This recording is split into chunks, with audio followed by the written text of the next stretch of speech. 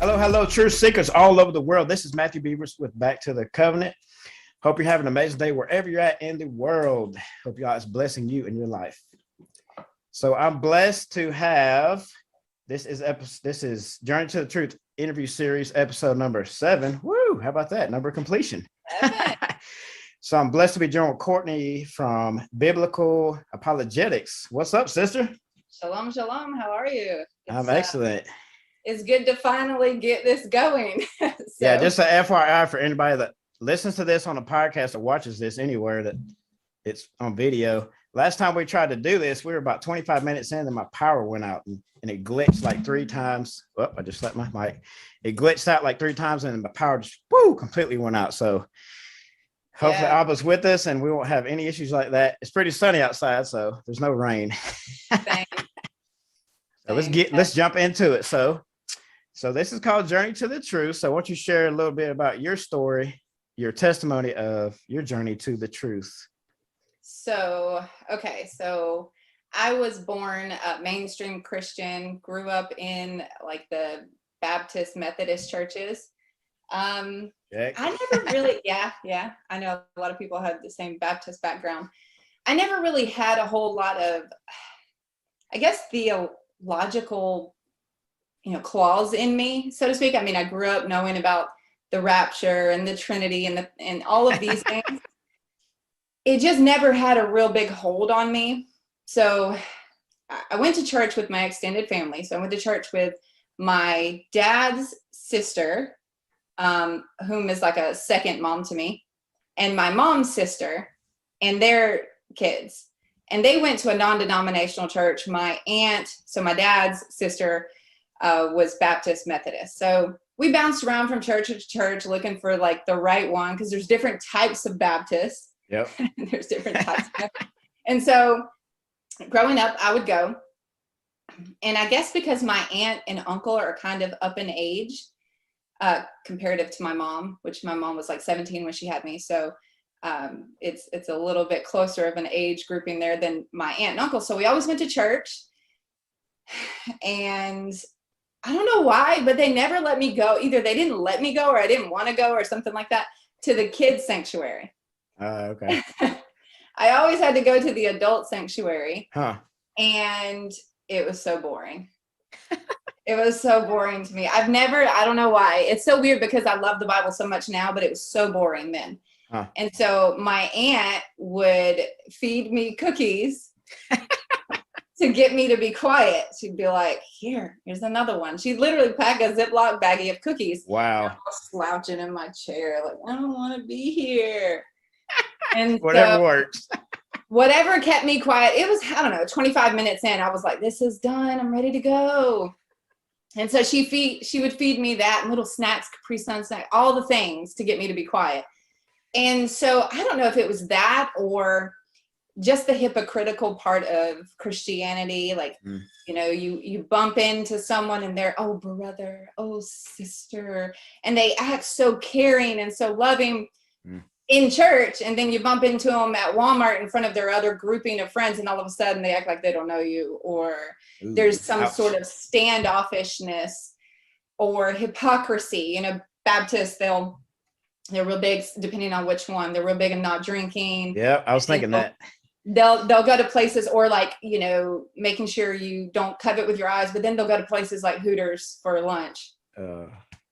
It's kind of like, really? I feel like there's some hypocrisy here. So I've never been a huge fan of things like that. So when I was about a teenager, someone had made mention of us living in the end times, or looks like we were living in the end times. Yep.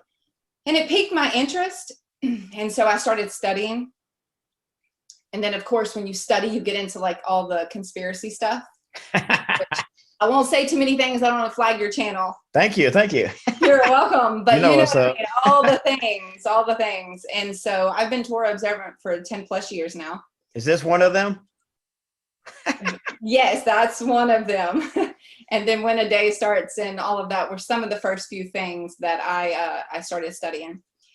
Trinity and the American things that fell. Oh man. Wait, here we go. Yes, that's it. That's it. Podcasts don't know what that is, but we Yeah, do. sorry about that podcast. It starts with a 9 and ends with Two other numbers. 2 other numbers. Yeah, there you go. Got So imagination figured out.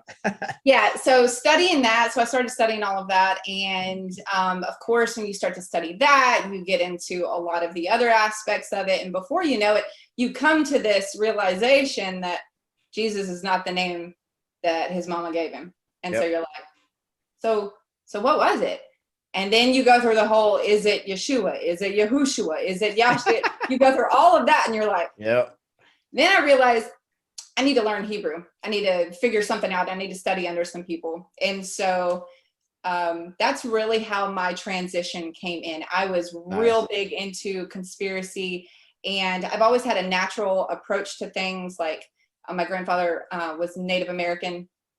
And so I've always had a natural approach to things. So I've always strayed away from a lot of the modern medicines. I never took a lot of pills or anything growing up. Like, You don't like pharmakia?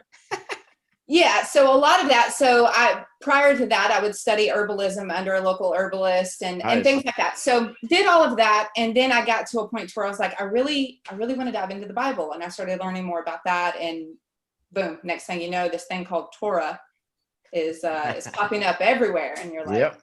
let me look into this a little bit, and before you know it, you're there. You're Torah observant. You're keeping the feast. You're doing Sabbath. You're wearing tassels on your clothes. You're doing all the things. And that's how I arrived where I was at. But the transition period for me was, for my first 3 years of Torah observance, I didn't actually keep the feast because, which I look back now and it makes sense. And that time I was scared I was going to do it wrong. And it was so holy in my mind, I didn't want to mess it up.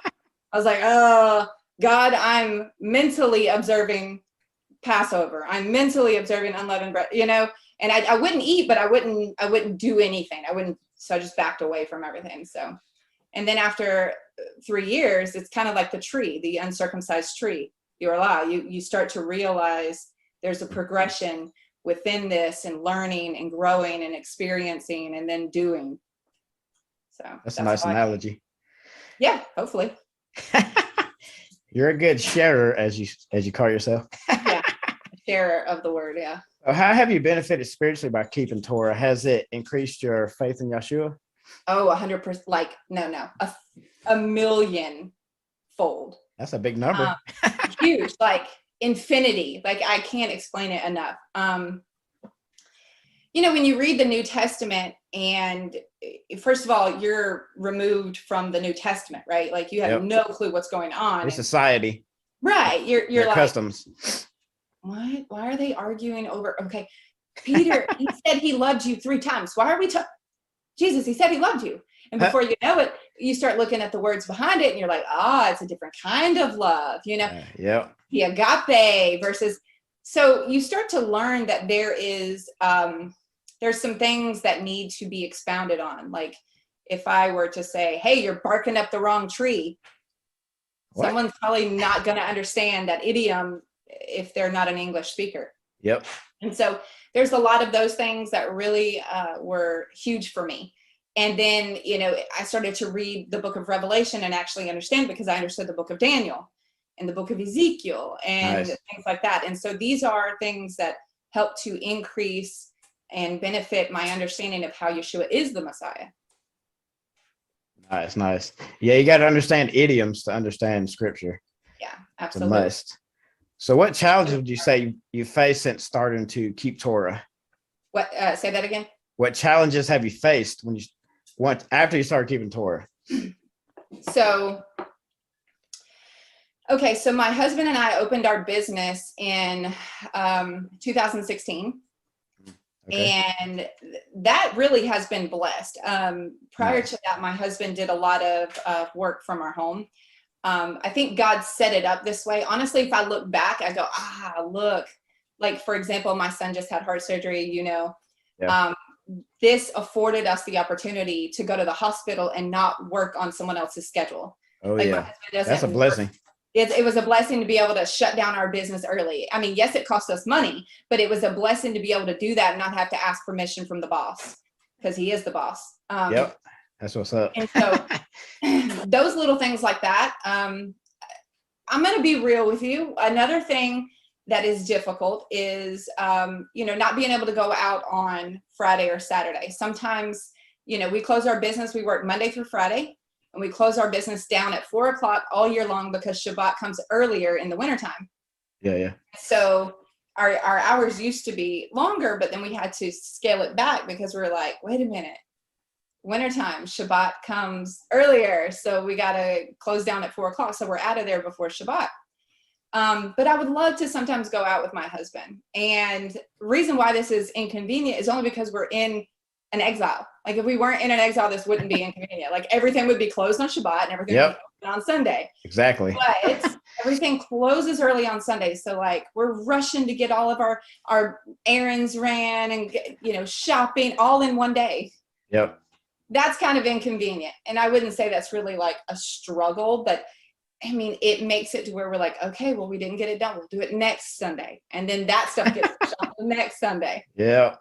And when you have kids, it's harder. But when you don't have kids, it's not as big of a deal. So it's harder when you got a bunch of little ones running around that you got to account for as well. So how many do you have? Huh? How many kids do you have? So I have a 10-year-old boy, a 5-year-old son who Noah just had heart surgery, and then my 3-year-old daughter. Oh man. Yeah. Interesting dynamic of ages. Yes. I really honestly, I'm not one of those women that want to have a whole bunch of kids. I'm like, you don't want a basketball team? No, I do not. I am not I'll be crucified for that in this. People will definitely crucify me. What do you mean? Be fruitful and multiply. You already did it. I mean, you got 3. Yeah, I did my part. I don't have any, so there's that. No judgment on here, brother. No judgment. I mean, that's Abba's will. So, I mean, I've had people hit me hard with that. You need to be fruitful, multiply. Like it's easy for you to say that when we're over here trying and we're not getting pregnant. But that's for I tell people. another day. Do what? I tell people, mind your business. I mean, there is that. I mean, that was in the middle of a Torah study. That congregation, somebody said that too. I'm like, that's not the place for this. I love you, sister. Judge not, lest you be judged. I'm sorry. You know me. I got a different approach. So. Oh, speaking of that, this question, that's a good segue into this one. This is going to be a fun question. So I've seen another interview where you referred to yourself as a recovered Torah terrorist. Do you want to elaborate on that? Yes. So I would consider myself like a female version of Paul. I was really bad. Except for I wasn't a Pharisee. I was an ex-Christian who like would beat the snot out of you with the Bible. Like I was mean. Yes. I was so mean. I was horrible. I was just a bad Torah terrorist. And it was only because I was zealous for the law. Yeah. But I didn't understand everything fully. I didn't get the totality of everything. And so I was like, why can't you see this? Blah, blah, blah. But like, I took a step back and realized, and this was after my son Noah was born. I took a step back and realized, wait a minute.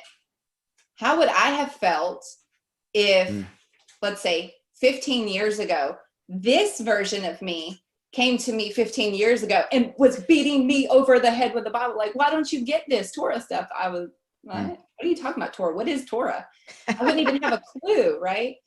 Yet I expected every Christian that came on my page to know instantly the dietary laws or I mean, I was bad. I truly believe that the way God humbled me, not that it was a fault of mine, but that he used my son's health condition to really humble me. Because prior to that, I was very zealous.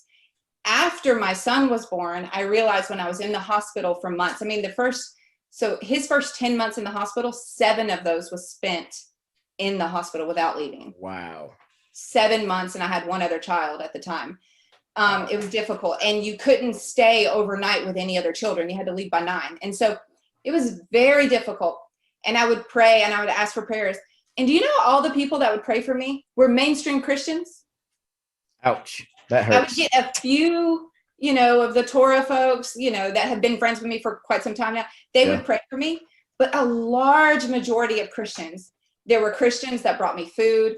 There were Christians that offered to babysit, all of these mainstream Christians that did not keep the law, doing such heavy matters of the law that were neglected by the Torah community. And now, granted, showing love. Yeah. Now, granted, there wasn't as many Torah people in the area as there is now. I had one Torah keeping person that came to visit me in the hospital, but that was it. Like, there was some other Torah people around that didn't care. It wasn't a big deal. And so I really feel like God was like, look, Courtney, yes, you're trying, and yes, it's great, but so are they. They're trying. They are trying. They may not know everything, but they are trying. And the capacity that they're at, they're using that to try. And there's a lot of cognitive dissonance there that's preventing the bridging from where they are to where you are. Yep. It's not connecting. And I realize that it's not my place to make that connection. It's only my place to stand on the other side and welcome you. I'm here. I'm here to talk, to share, but it's not my place to actually build the bridge and then force you to come over, shove you. I can't do that. I can build the bridge and stand there with my hands open, but I can't do anything else. Even the Messiah made the statement, when people did not believe in him, he said, are you going to go to? He's basically saying, there's the door. You can lead a horse to water, but you can't make it drink. Yep.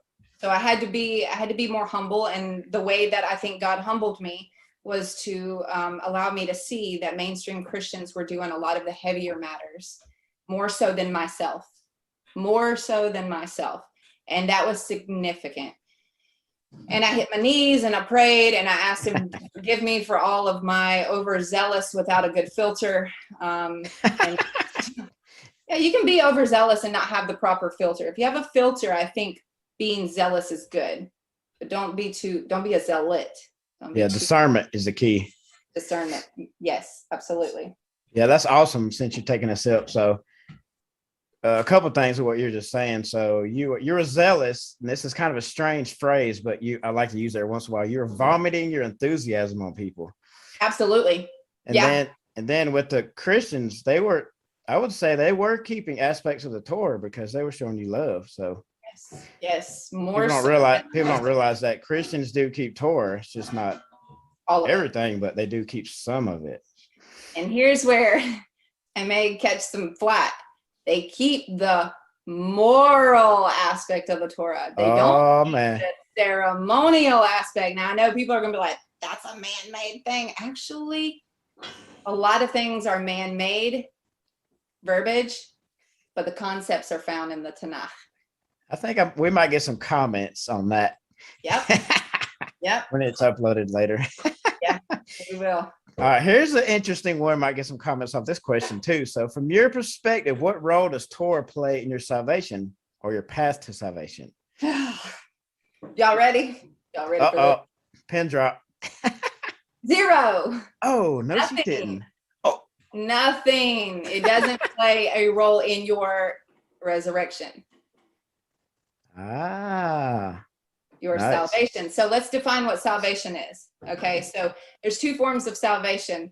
There is a literal salvation, okay? You can have a physical salvation where God will literally save you, okay? But you have a spiritual salvation, which is the resurrection that is future. Yep. Okay. And then there's like the Christianized spiritual salvation, which is, Lord Jesus, please forgive me for my sins. I'm saved. Come into my heart. Yeah, come into my heart.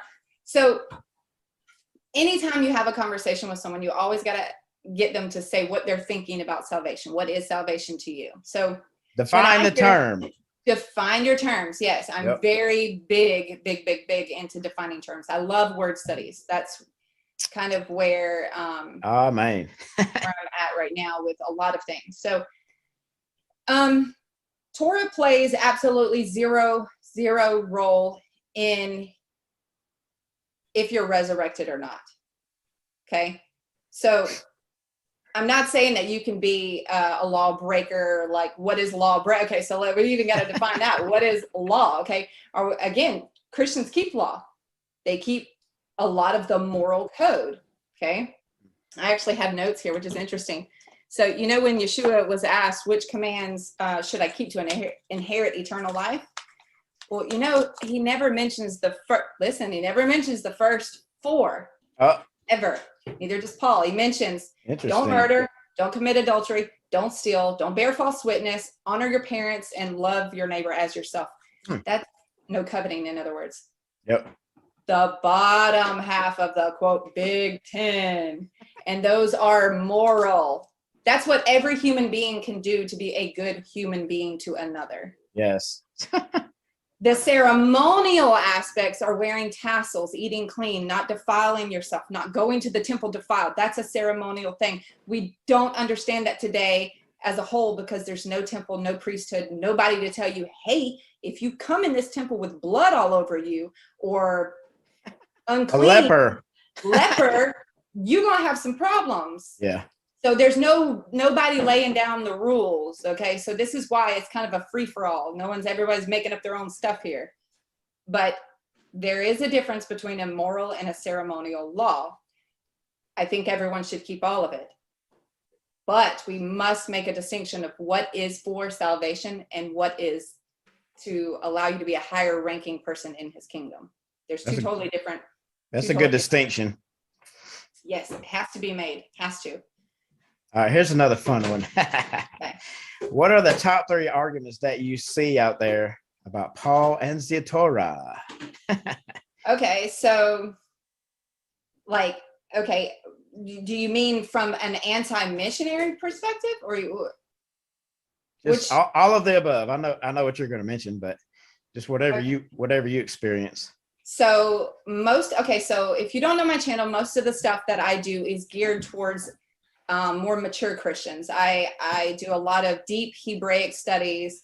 I'm not going to teach you the same stuff that you're going to hear from 119. 119 is teaching you like that you should be keeping the law, things like that. I'm not going to teach you that. This is why I consider myself a sharer of the word. I'm sharing my personal studies with you, my personal conversations with rabbis and things like that. And so what I do is I do apologetics towards Jewish people. In other words, that means anti-missionary style Jewish people that say that Yeshua is not the Messiah. So that's what my channel is mostly geared for.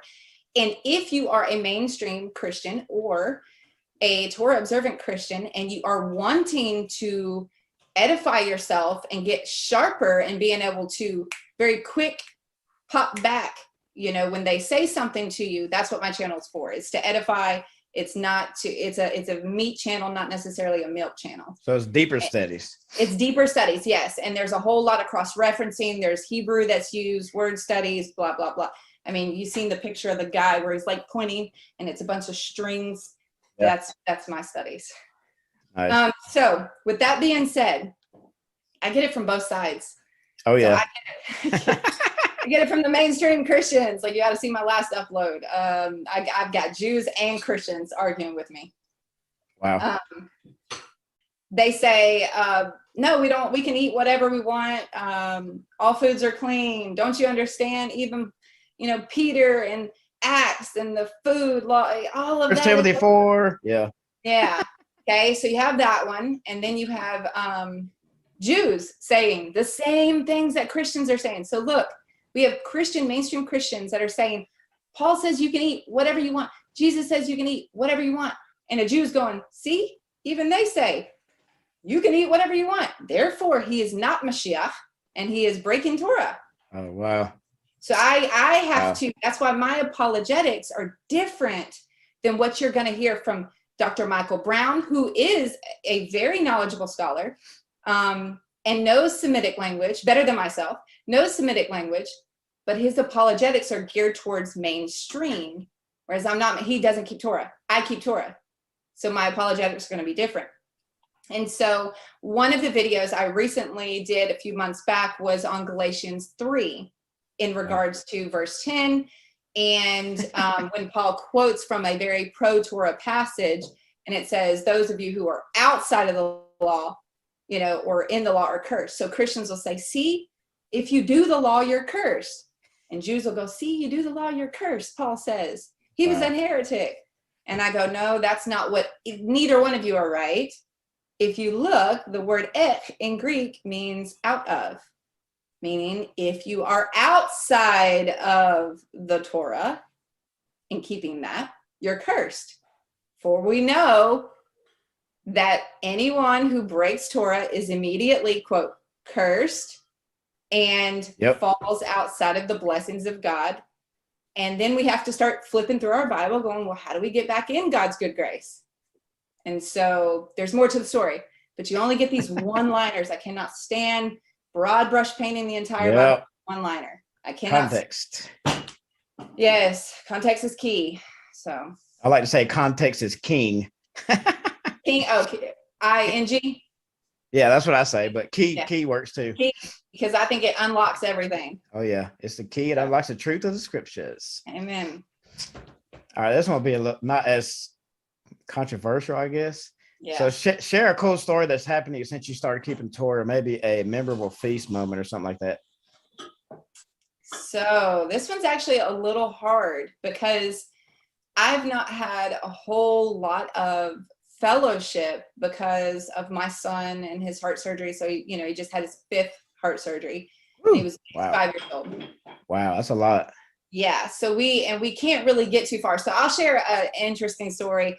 Back in 2016, I was eager. Oh man, I was so eager. Remember, this is my transition period going from zealot to God refining me.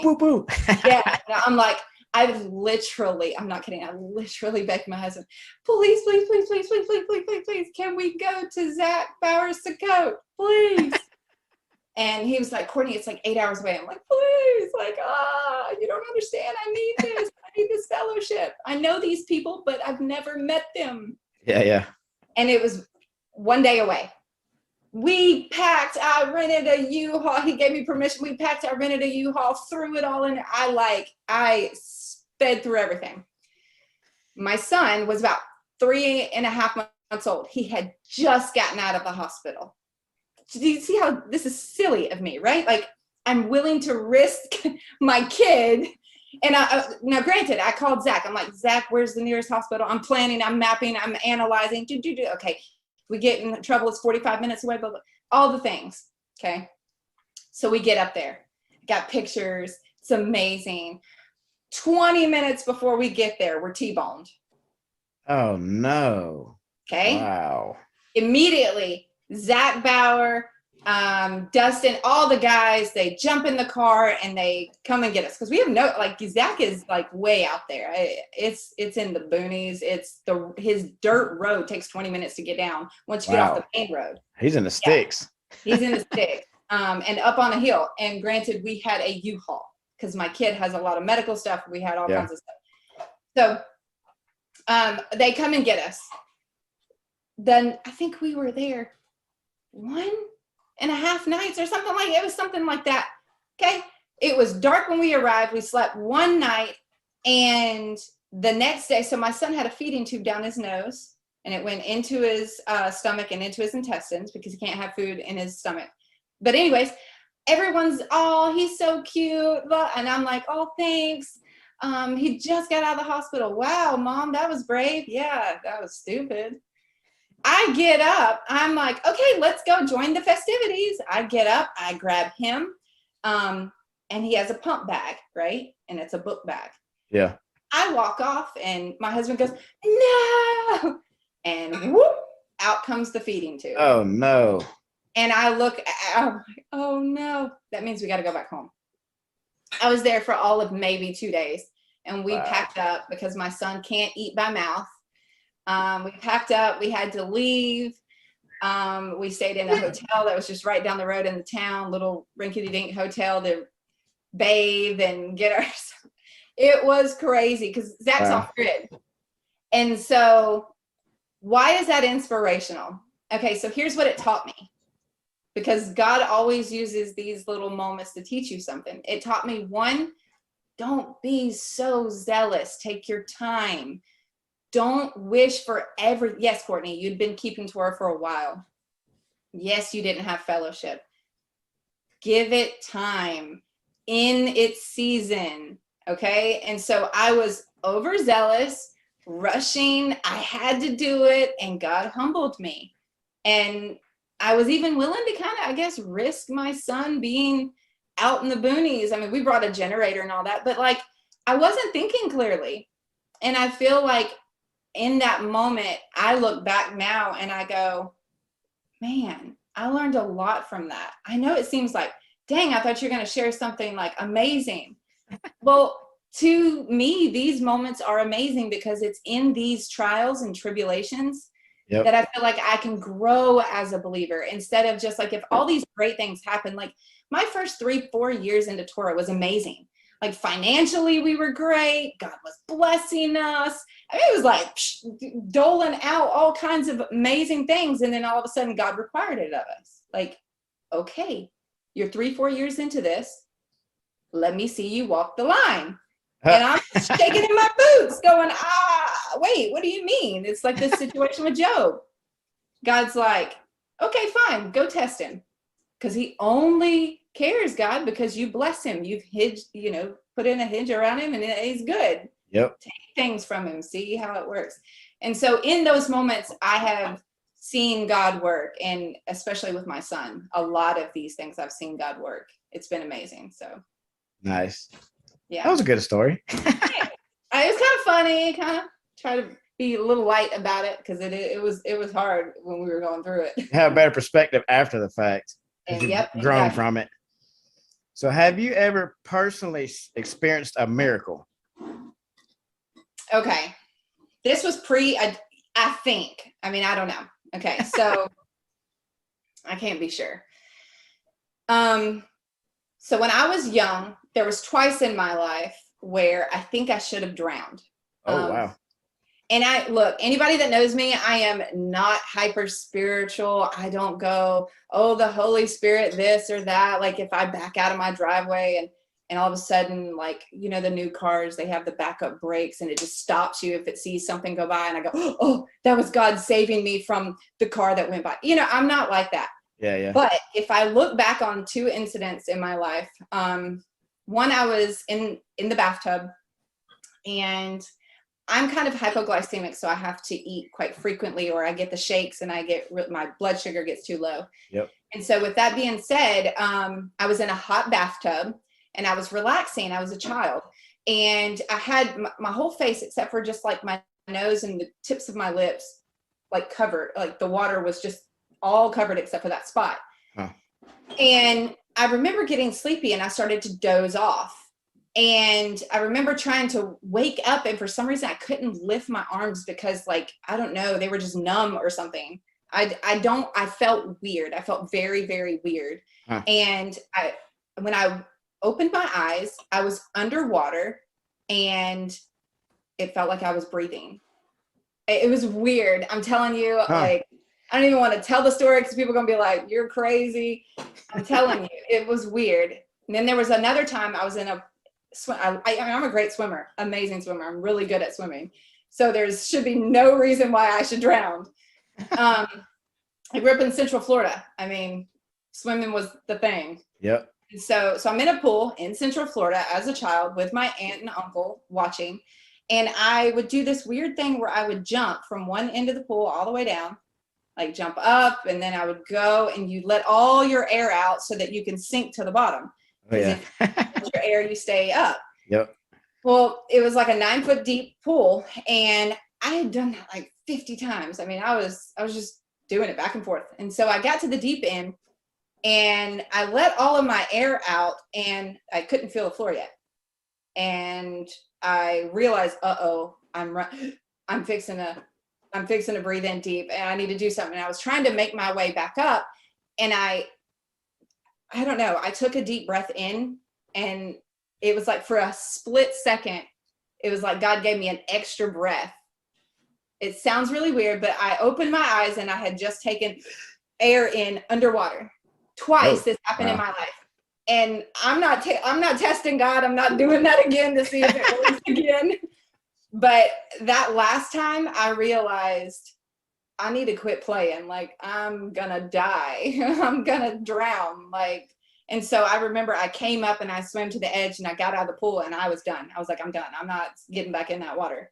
And I was shook. I told my aunt and uncle about it, and they were like, no, honey, it was probably that you breathed back in an air bubble or something. And I'm like, well, it's happened twice in my life. And one, I was laying flat on my back with just like, I dozed off and turned my head. What's that? It was a fly. Oh, I was like, what's that mean? Is that code for shut up? No, it was a fly. Okay. No, So excellent story. I don't want you to stop. It might be America. It might be nothing. I might be overthinking it. I don't know. But that's something that has happened to me that I've always looked back on and wondered if God was like preserving me to, have my children and come to Torah. I don't know. I don't know. I got tons of stories I could tell where I should have died, but that's for my testimony, and I put that. My husband too. He got them crazy stories. Yeah. During my wild oat days. Yeah. So this is I guess a transition question. What is your favorite topic in Scripture? Oh, okay. I don't know. Like, I love it all. So I want it all. Favorite topic in Scripture? Like, do you just mean in general, like the books, or do you mean the prophets? Like a subject, like Messiah. eschatology or cosmology. No, don't care about that either. Don't care about the shape of the earth. Don't care about really the end times too much. I used to be, when I first came, that was a big thing for me. Yeah, a lot of people are. Yeah. Don't really care about it now. Whatever. I don't know. I would say tracing the gospel in the Torah, that's really where it's at, because that's cool. If you can't find the gospel message in the Torah, just the first 5 books, not even Nach, not even the writings and the prophets, Nach. If you can't find the actual Torah, then we have a problem. Why? Because we're not really grounded. We're not really rooted, in my opinion. Does that make sense? So for me, it's going back to word studies. It's got like really edifying myself so that I can really give an account for the hope that's in me, no matter who asks me, whether it's a Jew, a Muslim, a Christian, a Mormon, atheist, Buddha, it don't matter who it is. I need to be able to point exactly to where it's at and trace it from Genesis all the way through. And I did that in one of my recent videos called The Promise. And I really think that's a pretty good start for tracing the gospel, in my humble opinion. But of course, Yeshua, finding out what God requires of me by using the Tanakh. And apologetics, that's my thing. Oh yeah, apologetics. Yeah, work hard, pray hard. Nice. There you go. That's what's up. What does your family like to do on Sabbath? So a lot of what we do, because we have little kids, it's difficult for us to do, too much structured things, because, like, for example, we spend a lot of Shabbats at the hospital. That's tough. So we try and wake up, like, right as Shabbat's ending, we do a family game night. So we'll set up on the kitchen table and we do, because I have little kids, so we have to do these, match the cards. So you flip them over. Yeah. And you look for the same thing. And my son that just got out of the hospital loves it. It's like his favorite game. And because he loves it, we love it. We get into it, and like it really becomes a tradition for us. So I try not to cook. I try not to clean. I try not to do all of that. Like, I put aside what I consider is my work as a stay-at-home mom, because I'm a stay-at-home mom. And I don't do anything with our business, because I do work on the back end of our business. So I do like the legal issues and the taxes, all the unfun stuff, Yeah, fun stuff, not. Yeah. So I don't do any of that. So we rest, we wake up, I do a lot of studies on Shabbat, and sometimes that includes, like with my kids, sometimes it doesn't, because it's just really difficult to get into Hebrew with a kid that's saying, Mommy, I have to go potty, and all of the things. So it makes it difficult to really dive in. So sometimes we put on the TV, the Veggie Tale things for the kids. And then other times we do, like for my older son, we do a Bible project. So I like those because they're animated, but they're a little bit more advanced than just like typical animation stuff. Huh, So he never heard enjoys of that that. one. And my husband enjoys it, and I do too. So we'll do a little bit of that, and we have food and chill. And if we have a congregation locally we can go to, we do that. But there's not a whole lot of those, and it's not every Shabbat that people meet. Yep. So.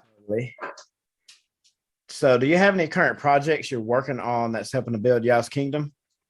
Oh yeah. So, okay. You heard it here first, y'all. Oh boy, here we go. I am in the process of starting to write a book. So, yeah. So I'm not an author. Anybody that knows me, I'm not a polished speaker. I speak to people like you're chilling in my kitchen and we're just hanging out. I'm not a prim, like posh. Oh my gosh. Do that again. Huh? You gotta do that again. Oh yeah. I can be posh, but funny. I like to be lax and chill like that right there. That's me. I like to be, treat each person like you're my best friend, you're my neighbor, and instead of being like standoffish and too businessy. And I'm a people person. A lot of the jobs I did prior to this was customer service, and I did marketing, some other things like that. But so it's just not an easy thing for me to be like, oh, well, I'll just write a book.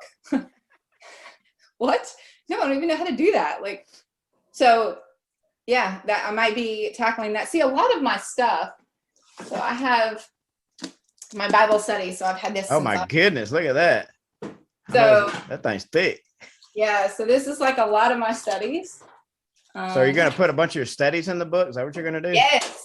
Nice. Yes, it's going to be an apologetic book. Like, go to apologetic book. Apologetics 101. Yes. It'll give you responses from a Hebraic Christian perspective, okay? To nice. That's cool. Yeah, to anti-missionaries like Tobias Singer, Michael Skoback, all that. And yet also help you to be able to accurately present the gospel message in perspective of Torah to a mainstream Christian. Nice. So it's sounds really exciting. Yeah, I mean, I don't know. It may take a while because all my studies are, and a lot of the stuff I'm putting in video format anyways, but it still needs to have some sort of like a book, you know what I mean? Because if the internet is gone, then all my work is gone. Books are valuable when the internet goes bye-bye. So if you need help, reach out to me because I published my third book earlier this year, FYI. Oh, so, help me out. I don't know how to do this. I need to see, I'm not a polished speaker, and I have cubital tunnel and I have bad eyes. Like my eyes are starting to go bad. And so, which is making it increasingly more difficult to read like Hebrew. But with that being said, I need to know how to put things semantically so it makes sense and take out the fluff and add and condense it, make it, no fluff, but good stuff, X-nay on the fluffy. Yeah, so that's kind of a project I got going right now. That's cool. I've been told, why don't you write a book? You should write a book. And I'm like, I'm not an author. I know nothing about writing a book. Well, remember what y'all said to Moshe at the bush. Yeah. I'm not a speaker and all that. So. Ooh, I know, and that's a pretty humbling thing. Who gave man his? I know. So I'll keep that in the back of my mind. Thank you for reminding me. That's a cool announcement, I guess you could say. Yeah, and I haven't told anybody, so yeah, there's that. Nice. You heard it first at Back to the Covenant. That's right. So do you have any parting words of wisdom for anybody that's hearing this or viewing this on YouTube? So I guess my thing is make sure that you remember that each person that you talk to has a background that you don't know. Okay. You don't know what skeletons they have in their closet. You don't know what they just went through 5 minutes before walking into you, what they've been through in their life. If they're a survivor of something, keep in mind that the people that you witness to, whether Jew or Muslim or Christian or whoever, is a human being. Yep. Keep love, and I don't mean the fluffy kind of love. I mean just real compassion and true care for another beating heart standing in front of you or on the other side of a computer, and know that what you're doing is out of love, but know that each person reaches where they do. They come to the conclusions that they come to by a few reasons. One, their personal experiences in life. Two, what they know about the Bible.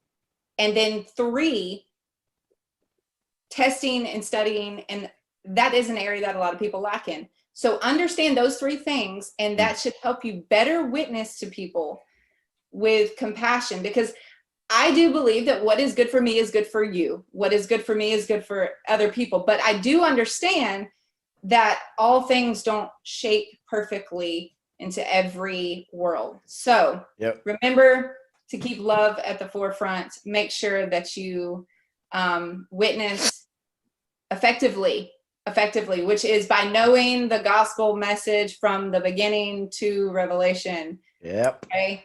And keep everything focused on God and his son, Yeshua.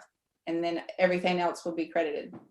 Nice. So what's the best way people can reach out to you online?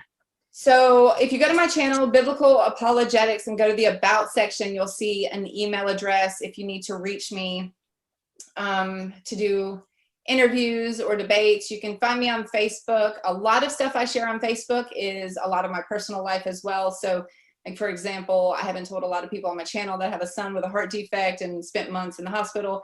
Now you know, but if you come to my personal page, you'll see pictures of my garden. You'll see pictures of my nice and my kids. And hey, I need a recipe for how to cook blah blah blah. Like, so if you're not into that, don't follow me. Don't friend request me.